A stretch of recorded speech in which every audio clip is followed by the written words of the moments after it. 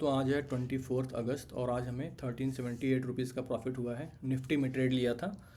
तो एक बार order book देख लेते हैं। तो ये देखिए 917 पर एंट्री हुई है 19 रुपीज़ पर, और 1052 रुपीज़ पर हमारा एग्ज़िट हुआ है 26.6 रुपीज़ पर। और कॉल हमने कवर की है। ये पुट में हमारा एग्ज़िट मतलब स्टॉप लॉस चला गया था। इसका रीज़न जो है चार्ट पे बताएंगे। और कॉल हमने कवर की है वापस 331 पर 7.7 रुपीज़ पर। तो एक बार चार्ट में देखते हैं। तो आज जैसे गैप अप ओपन हुआ था, तो इस जगह पर जो है स्ट्रेंगल बनाया था। अब जब तक मार्केट यहाँ पर था, यहाँ तक तो हमें कोई बहुत ज़्यादा दिक्कत हुई नहीं। और उसके बाद जब यहाँ पर मार्केट गया इस जगह पर, तो हमें बहुत अच्छा प्रॉफिट दिखाई पड़ रहा था। और मुझे उम्मीद थी कि मुझे थोड़ा मार्केट बुलिश भी, भाई पिछले कई दिनों से मार्केट बुलिश है, तो मुझे ये उम्मीद थी कि हो सकता है कि ये जो फर्स्ट कैंडल बनी हुई है उसका लो ब्रेक करके उसके लो का स्टॉप लॉस लेकर ये ऊपर चला जाएगा।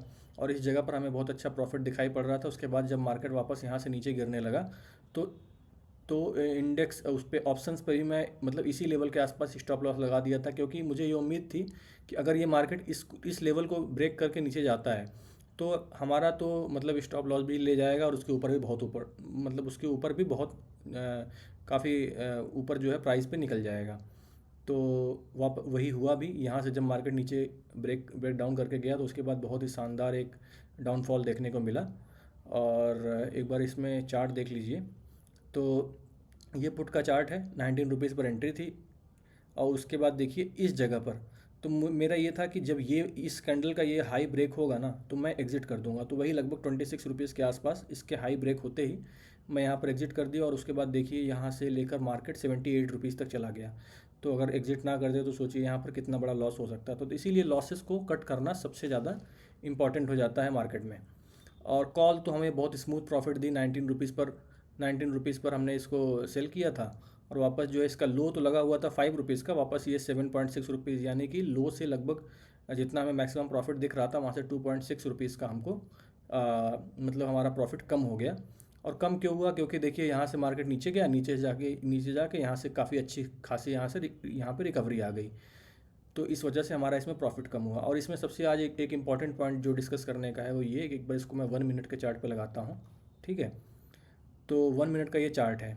अब इसको भी 1 मिनट के चार्ट पे लगा देते हैं। ये देखिए, ठीक है। अब मैं एग्ज़िट किया था 331 पर। तो कुछ लोगों का क्वेश्चन ये था कि अगर मैं ये कैश कैंडल कितने बजे बनती है? 3:30 पर बिल्कुल बनती है। तो अगर मैं इसके 1-2 मिनट पहले एग्ज़िट कर देता, मतलब कुछ लोगों का ऐसा क्वेश्चन था कि अगर मैं ये कैश कैंडल बनने के कुछ 1-2 मिनट पहले एग्ज़िट कर देता तो मेरा प्रॉफिट थोड़ा सा ज़्यादा हो सकता था। लेकिन देखो कितना ज़्यादा हो सकता था।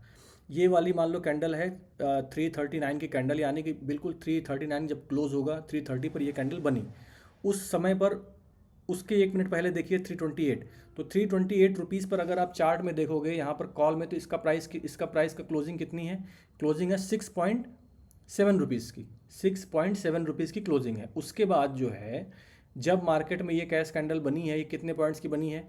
तो याद रखिएगा 6.7 रुपीज़, यानी कि इस जगह पर ये 6 पॉइंट ये सॉरी यहाँ पर क्लोजिंग है। तो ये जैसे मान लो इस जगह पर हमारी इसकी क्लोजिंग थी। ठीक है, 1 मिनट पहले, मतलब जब ये कैंडल नहीं बनी थी तब। तो 6 पॉइंट्स, अगर मैं 1 मिनट पहले निकलता तो मैं कितने पर निकलता? 6.7 पर। अब कैश कैंडल बनी तो कितने पॉइंट्स की? 24, 180 और 290, लगभग जो है 40 पॉइंट्स की ये कैंडल बनी। तो 40 पॉइंट्स की कैंडल में मूव कितना आया? 7 रुपीज़ से लेकर 7.6, तो सिर्फ 60 पैसे। तो अगर मैं 1 मिनट पहले निकलता भी या 2 मिनट पहले निकलता भी, तो मेरा 60 पैसे या 1 रुपये का ही ओनली बचत होती। लेकिन जो मैं इसकी टेस्टिंग किया हूँ ना, जितने दिनों से मार्केट ये काम कर रहा है, उस दौरान में अगर हम इस टाइम पर रुकते हैं तो 60 पैसा हमारा चला गया, कोई दिक्कत वाली बात नहीं। लेकिन जब हमको मिलता है तो 60 पैसे से बहुत ज़्यादा मिलता है, 1 रुपये, 2 रुपये, 3 रुपये तक मिल जाता है। इसीलिए जो मैं ये देखा हूँ कि एटलीस्ट नॉन एक्सपायरी डेज पर तो इसका कोई इम्पैक्ट बहुत ज़्यादा रहता नहीं है। एक्सपायरी डेज पर अगर इतना बढ़िया मूव आ गया, प्राइस ऑलरेडी 0-1 रुपये के आसपास है, तो हमारा स्टॉप लॉस जो है 8-9 रुपये, 10 रुपये के आसपास रहेगा। तो वो वैसे भी बहुत कम चांसेस हैं उसके कि वो हिट हो। ठीक है ना। तो इसीलिए अगर कोई रूल बना लिया है तो उसको फॉलो करना है, बहुत ज़्यादा उसमें परेशान नहीं होना है। और भाई ऐसा भी नहीं है कि मैं ब्लाइंडली फॉलो कर रहा हूँ, मैं इसको टेस्ट किया हूँ कि अगर इस तरह की कैंडल बनती है तो कितने पॉइंट्स पर कितना बड़ा मूव आता है। तो क्या मूव आ रहा है, 60 पैसे 50 पैसे का, 40 पॉइंट की कैंडल बन रही है, 50 पैसे का मूव आ रहा है, तो कोई फ़र्क नहीं पड़ने वाला इससे। इसीलिए मैं बोल रहा था कि इस कैश कैंडल से हमें कोई बहुत ज़्यादा दिक्कत परेशानी नहीं होती है, ठीक है। तो फाइनली जो है हमारा 1378 रुपये का आज भी प्रॉफिट बना है। ठीक है, थैंक यू।